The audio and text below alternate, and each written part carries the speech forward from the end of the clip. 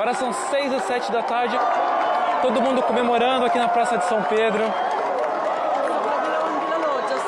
Celulares no alto, o pessoal aplaudindo bastante. Foi no segundo dia de conclave. Passava das 18 da tarde no horário local, quando a fumaça começou a sair da chaminé da Capela Sistina. Alguns segundos de apreensão até que a cor branca ficasse evidente no céu do Vaticano. A comemoração foi imediata.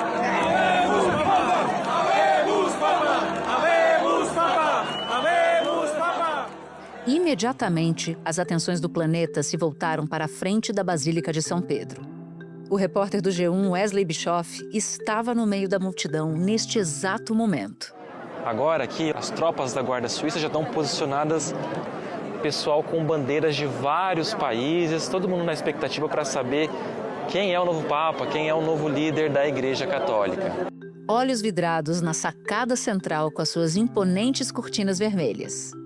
Eis que, 1h05 depois da fumaça branca, aparece na sacada o mais antigo cardeal da Ordem dos Diáconos, o francês Dominique Mambert.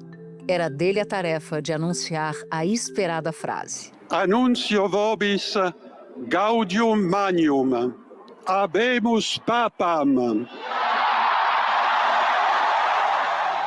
Robert Francis Prevost, natural de Chicago, nos Estados Unidos, nasceu em 1955.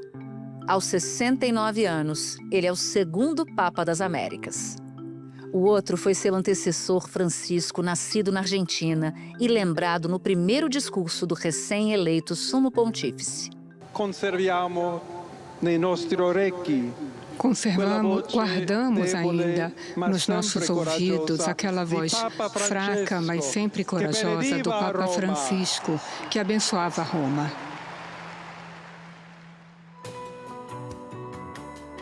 Da redação do G1, eu sou Natuza Neri e o assunto hoje é Habemus Papam, Leão XIV. Quem é o novo Papa, quais são as suas ideias e trajetórias e o que a sua escolha revela sobre os rumos da Igreja Católica. Neste episódio, eu falo com Mirticele Medeiros, vaticanista, PhD em História do Catolicismo pela Universidade Gregoriana e correspondente da Globo News na Itália. E com Gerson Camarote, comentarista da TV Globo, da Globo News e colunista do G1. Sexta-feira, 9 de maio. Bom, Mirticele, como foi você quem antecipou o Papa aqui no assunto? Lembrando que no nosso episódio sobre o início do conclave, você disse o seguinte: olha, tem um nome que não está sendo muito falado, que é um nome de um cardeal americano, discretíssimo, moderadíssimo e tal, e o nome era justamente do Prevost, que se tornou o Papa Leão XIV. Então, quero te pedir para nos contar quem é o novo Papa. Isso mesmo, Natuza. Ele sempre esteve na minha lista, o Prevost, né? Porque uma fonte tinha dito para mim, inclusive, isso. Olha, eu estou escutando aí umas conversas entre os cardeais que o Prevost está saindo na frente, mas eu sou muito cautelosa. Falei, vamos esperar as congregações gerais, vamos esperar o desenrolar do processo, né? Porque sempre tem aquele ditado, né? Quem entra papa sai cardeal. Eu falei assim, vamos esperar um pouquinho para ver se vai ser esse nome mesmo. E foi se confirmando, né? Agora com essa eleição, Leão XIV, tudo aquilo que ele traz de bagagem como missionário, o fato de ter coordenado um dicassério importantíssimo, né? Eu até falei sobre isso no outro podcast, que é o dicassério para os bispos, né? Que praticamente monta a estrutura da Igreja Católica. Ele também é o responsável pela Pontifícia Comissão para a América Latina. Surpresa quando se ouviu o nome do norte-americano Robert Francis Prevost, Papa Leão XIV. Leonem decimum quartum.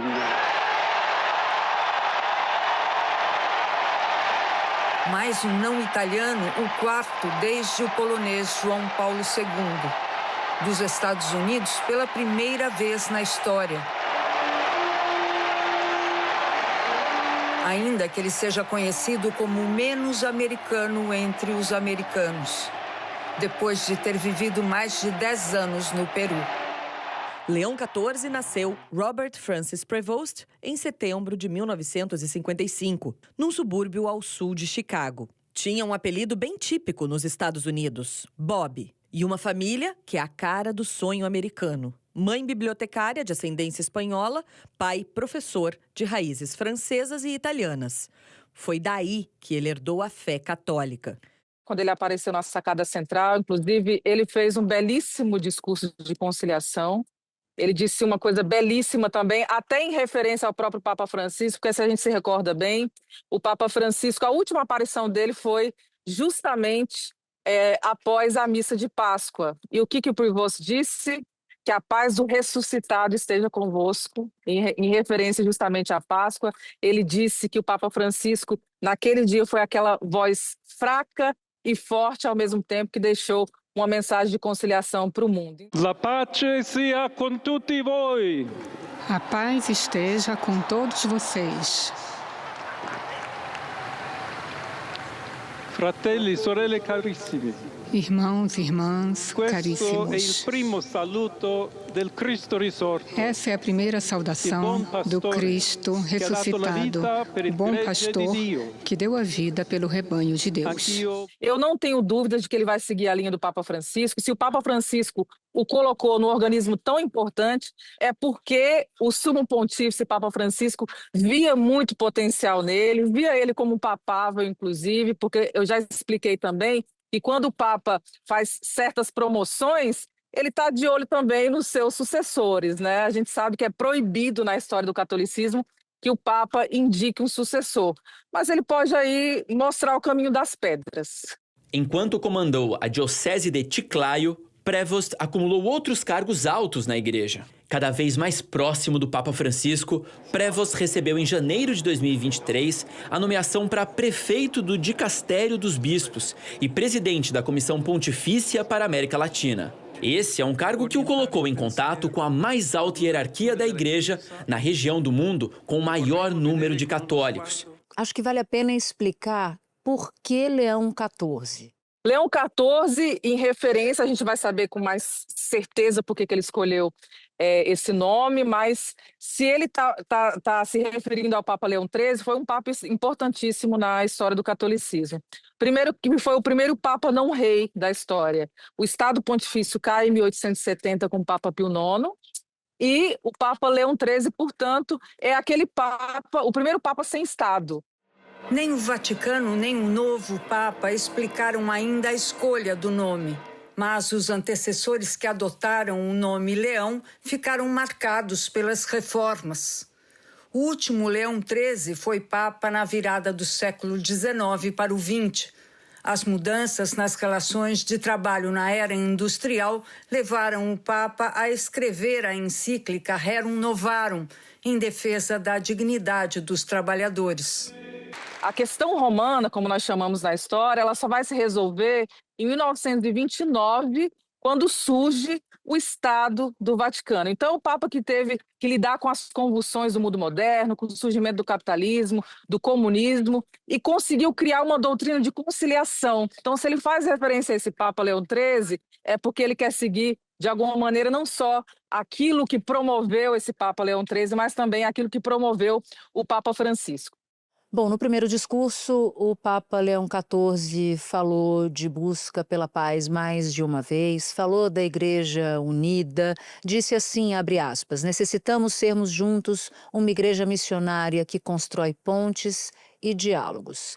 Que pistas sobre o novo papado ele dá com essas declarações? Ele falou isso, Natuza, porque a gente está falando de um Papa que foi missionário.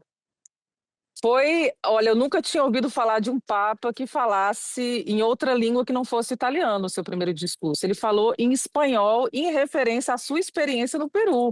E se me permitem também também fazer uma saudação, dizer algumas palavras a todos aqueles, agora em espanhol, em modo particular a minha querida diócese de Chiclayo, no Peru.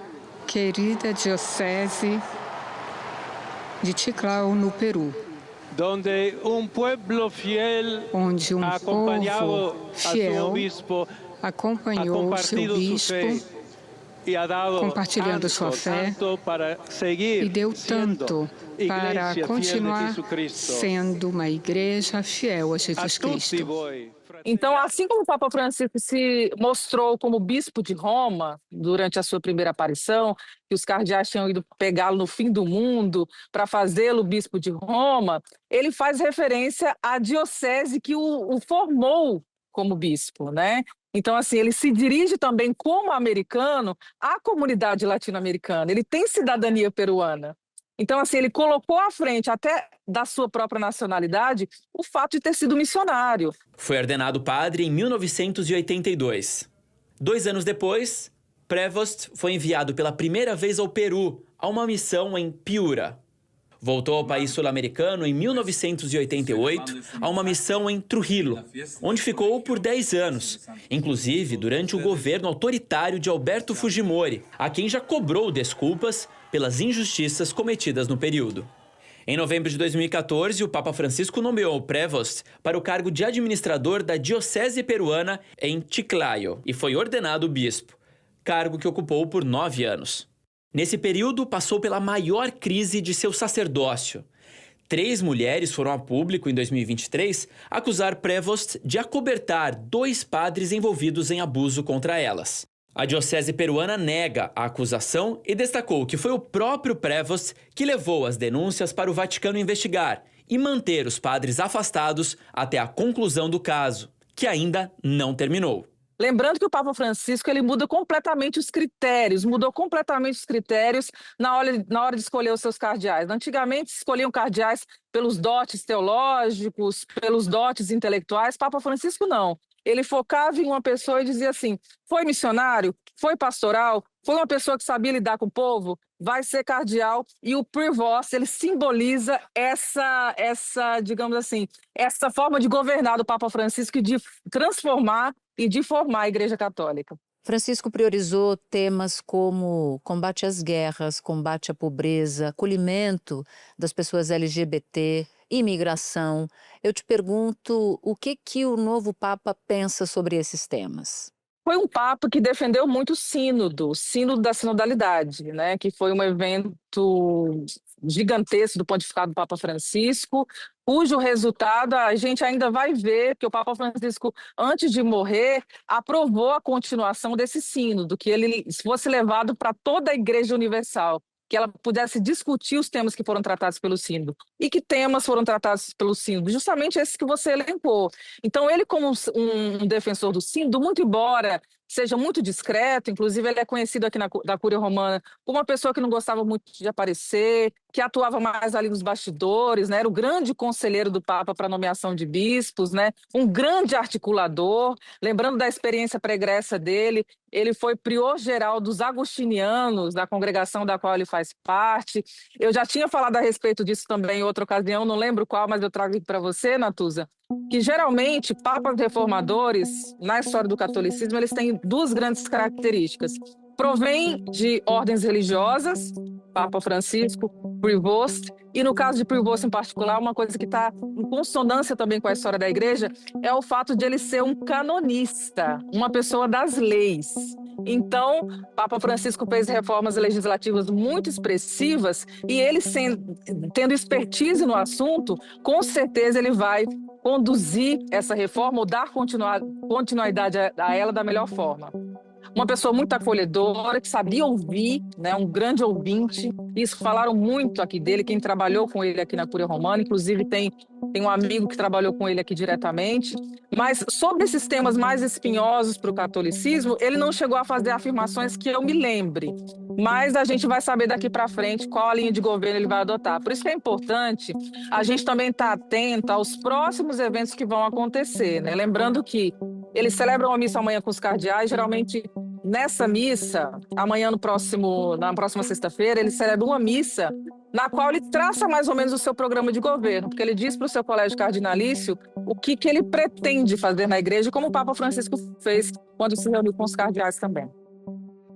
Mircea, na nossa conversa anterior, você dizia que o conclave poderia ou optar por um Papa de transição ou por um Papa de continuidade. esse Papa de continuidade seria alguém para dar sequência às reformas propostas por Francisco e que tivesse cheiro de ovelhas, como você definiu, ou seja, que conseguisse estancar a sangria de fiéis e até mesmo conquistar novos adeptos para a Igreja Católica. Foi isso que aconteceu com a escolha desse Papa? Ou é isso que tende a acontecer com a escolha desse Papa? É um Papa de continuidade, ao seu modo e seguindo a sua própria personalidade, né? Não é um novo Francisco, é alguém parecido com ele, é alguém que apoiou o Francisco em muitas pautas, é alguém que apoiou plenamente o Papa Francisco nas suas reformas. Foi bispo de periferia, né? Então ele não foi bispo de uma capital, ele foi bispo de periferia. Então ele teve contato com o povo. As pessoas que viveram na diocese dele chegaram a relatar isso. Eu recebi uma mensagem agora há pouco dizendo que realmente ele era esse bispo com cheiro de ovelhas, que estava próximo, que queria se fazer próximo. Então acho que a gente vai ter muita surpresa com esse Papa. E ele, pelo fato de ele ter elogiado tanto o Papa Francisco e ter tratado o legado do Papa Francisco como um exemplo para o seu pontificado, é muito provável que ele siga essa linha mesmo, de continuidade, né? Aquilo que a gente falava antes no outro podcast. É um Papa jovem, de 69 anos. Isso é um sinal de que os cardeais estavam muito certos em relação a essa escolha, porque vai ser um papado longo, né? Vai provavelmente durar aí no mínimo 15 anos. Então, se os cardeais foram para ele, é porque certamente tinham a certeza de que ele ia levar adiante essa reforma do Papa Francisco e dar esse ar de continuidade também. Miceli, muito obrigada pela conversa. Eu sei que está uma loucura aí, uma série de entradas ao vivo, então agradeço muito o esforço de reportagem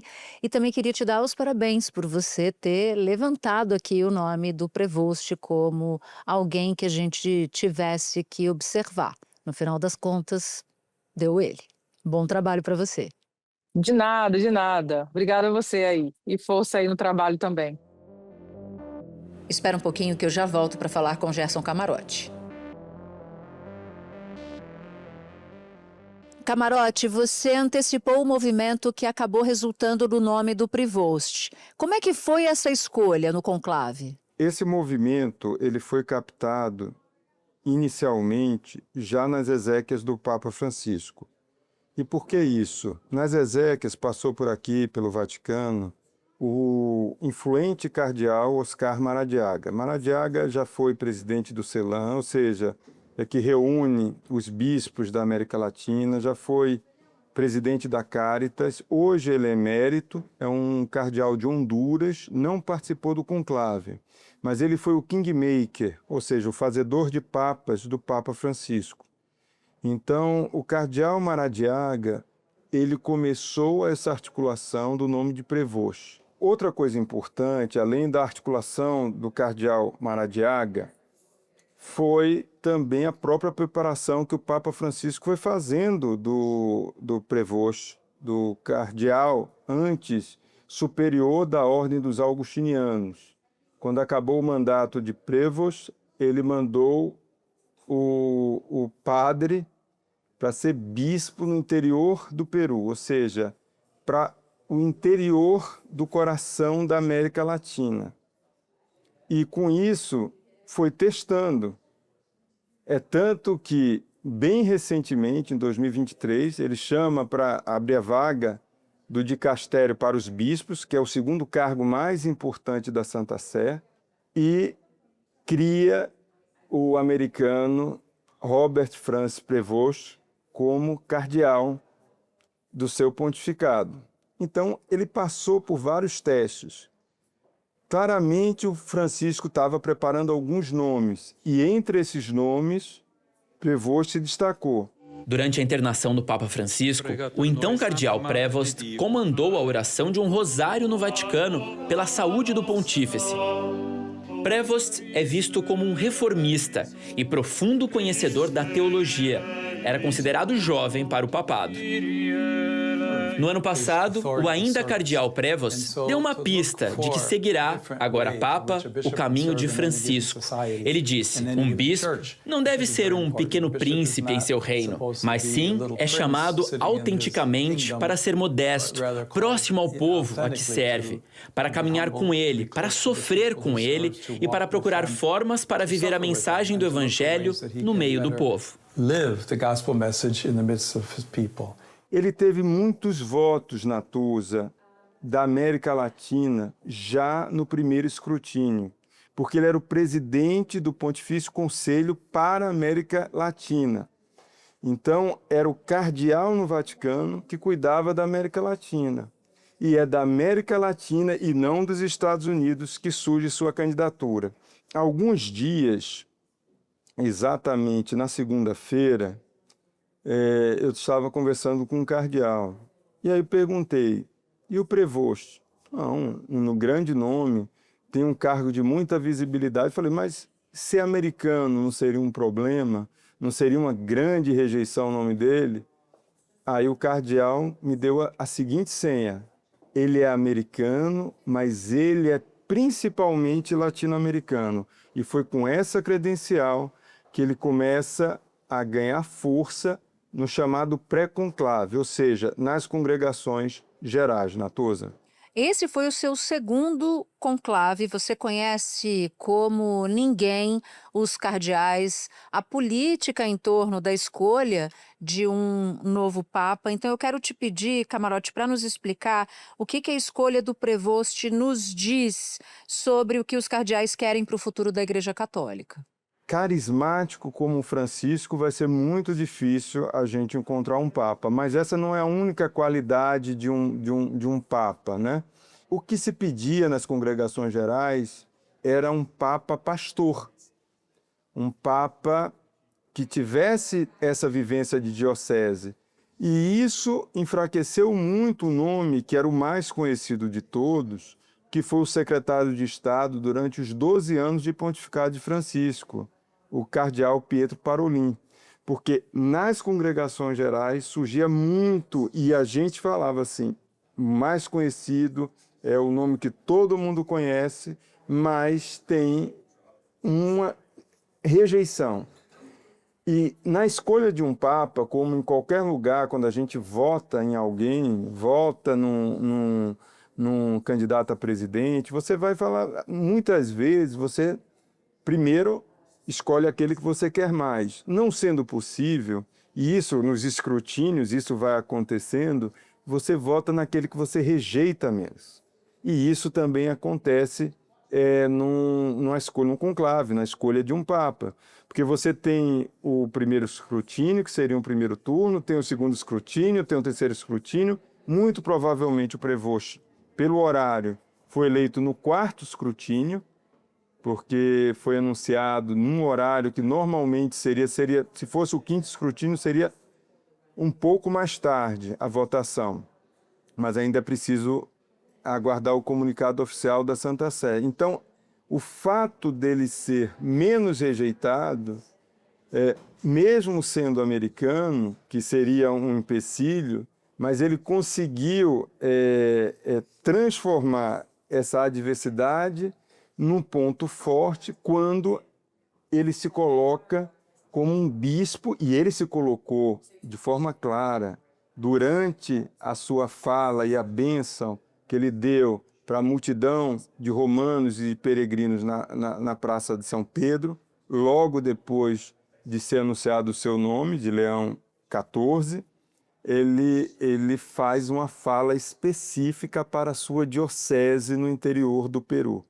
Então, esse fato de ser pastor foi o diferencial, eu diria, além de uma visão de uma igreja social. O nome Leão XIV vem justamente disso, de recuperar o pontificado de Leão XIII, que foi um papa que, para usar uma palavra que a gente usa muito nesses tempos atuais, um papa disruptivo, porque ele traz uma encíclica que cria a doutrina social da igreja. Muito importante, agora as pessoas vão estudar muito o que foi o pontificado de Leão XIII. Leão XIII, que é do final do século XIX, ele, eu acho que falece no ano de 1903, mas quando ele faz essa encíclica, ela vem repercutir décadas depois, justamente no Concílio Vaticano II. Influencia de forma definitiva o episcopado latino-americano, inclusive um setor importante do episcopado brasileiro que tem como base, justamente na sua teologia, essa encíclica do Papa Leão. Bom, e o Leão XIV, ele é o primeiro papa nascido nos Estados Unidos, um país de maioria protestante. Ele tem cidadania peruana, portanto é o segundo papa com raízes na América Latina, por assim dizer. E em seu último post no X, antes de se tornar papa, o cardeal Prevost publicou críticas a Donald Trump e a sua política migratória. Ele também tinha criticado o vice-presidente dos Estados Unidos, J.D. Vance. O que dá para esperar dessa relação, Camarote? O Trump chegou a falar que elogiar o fato do Papa ser americano. O presidente dos Estados Unidos comemorou a eleição de Leão XIV. Ainda cardeal Robert Prevost criticou a política anti-imigração de Donald Trump. Pouco depois da divulgação do nome do novo Papa, o presidente Donald Trump apareceu de surpresa do lado de fora da Casa Branca e falou sobre o primeiro pontífice americano. Estava assistindo quando disseram que ele era dos Estados Unidos e falei, que ótimo. Mais cedo, numa rede social, o presidente tinha escrito: parabéns ao cardeal Robert Francis Prevost, que acaba de ser nomeado Papa. É uma honra ter o primeiro Papa americano. Que emoção e que grande honra para o nosso país. Quero me encontrar com Leão XIV. Será um momento muito significativo. E lembrando que o Vance também foi uma das últimas autoridades, se não a última autoridade representando um país a se encontrar com Francisco. Ô, Natuza, vai ser um contraponto importante ao governo Trump. E isso também pesa na escolha dos cardeais. Você ter um Papa que vai ser contraponto, que fala a mesma língua e que, na sua primeira fala, diz que é preciso construir pontes, repetindo uma fala do Papa Francisco, quando fez um contraponto muito contundente no primeiro governo Trump, quando o Trump falava que era preciso construir muros. Então, o Prevost, nessa fala de agora, ainda mais do que em outras falas como cardeal, agora já como Papa Leão XIV, ele já dá uma sinalização do que será. É um Papa que, inclusive nas redes sociais, antes de virar Papa, já tinha se posicionado contrário à política anti-imigração, por exemplo, de Donald Trump. Era muito próximo do Papa Francisco, que também já tinha feito isso. E em algum momento, no início do ano, no início de fevereiro, tinha inclusive dado um puxão de orelha no vice-presidente americano, dizendo que não é verdade que Deus, que Jesus, não disse para as pessoas ranquearem o amor delas, né? Que o amor e o acolhimento tem que ser para todos. E para a igreja é muito importante. É lógico, você tem a igreja americana, ela é rachada. Antes ela era muito unida, de forma de ter um episcopado e os seus cardeais com perfil muito conservador.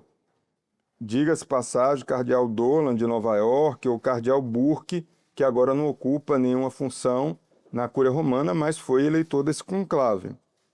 Mas justamente por causa disso, a gente viu o Papa Francisco colocando cardeais, digamos assim, progressistas, vindos da América do Norte, vindo dos Estados Unidos. Poderia citar o cardeal Gregory, por exemplo, arcebispo de Washington, primeiro afro-americano cardeal, o cardeal Tobin e outros cardeais também criados já no pontificado de Francisco.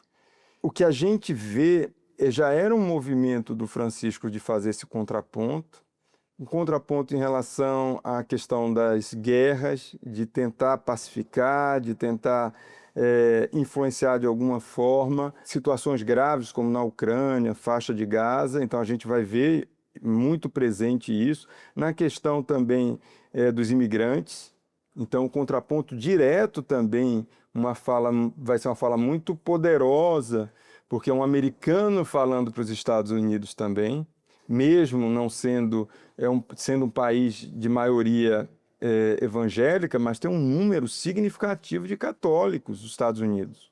Mas você tem uma influência do ponto de vista de comunicação, de posições, que acaba tendo peso de tal monta que trouxe o Trump aqui para as exéquias do Papa Francisco, mesmo o Papa Francisco sendo um crítico do governo Trump, de forma muito explícita. E não tenho dúvida que esse contraponto vai ser intensificado, e agora em alguém que fala inglês de forma nativa, de alguém que foi formado em seminário em Chicago. Então, alguém que conhece a linguagem dos americanos também. Então, ele vai ter, com certeza, esse movimento de contraponto, mesmo o Trump tendo feito de forma muito correta, tendo parabenizado já pelas redes sociais a eleição do primeiro Papa de origem americana. Gerson Camarote, obrigada, meu amigo, pelo esforço de estar aqui no assunto num dia completamente cheio de muito trabalho, muitas entradas ao vivo. Um beijo bem grande para você. Estou um pouco com a voz rouca, tudo, mas é um prazer falar com você, um prazer estar no assunto, ainda mais diante desse fato histórico que é o Papa Leão XIV. De fato, é um dia histórico, eu diria, para o mundo, não só para os católicos. Este foi o Assunto, o podcast diário disponível no G1, no YouTube ou na sua plataforma de áudio preferida. Comigo na equipe do Assunto estão Mônica Mariotti, Amanda Polato, Sara Rezende, Luiz Felipe Silva, Tiago Kazuroski e Carlos Catelan. Neste episódio colaborou também Camila da Silva. Eu sou Natuzaneri e fico por aqui. Até o próximo assunto.